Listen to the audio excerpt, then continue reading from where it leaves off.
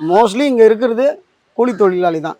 இப்ப என்ன விஷயம்னா, இருக்கிற இந்த சேதாரத்துக்கு நடந்ததுக்கு எங்களுக்கு எதுவும் வேணாம். டிவி போச்சு, ஃப்ரிட்ஜ் போச்சு, வாஷிங் மிஷின் போச்சு, எல்லாமே போச்சு.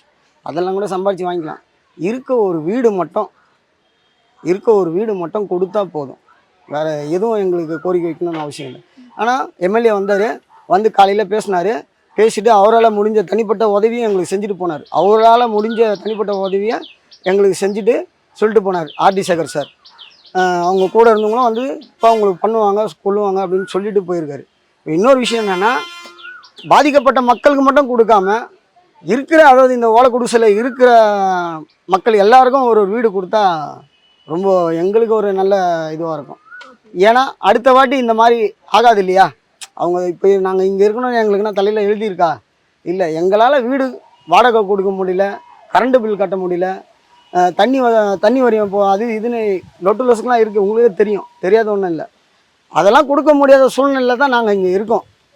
எங்களுக்கு ஒரு மாற்று இடம் கொடுத்தா, ஒரு ஹவுசிங் போர்டோ ஏதோ ஒன்று கொடுத்தா எங்களுக்கு நல்லது.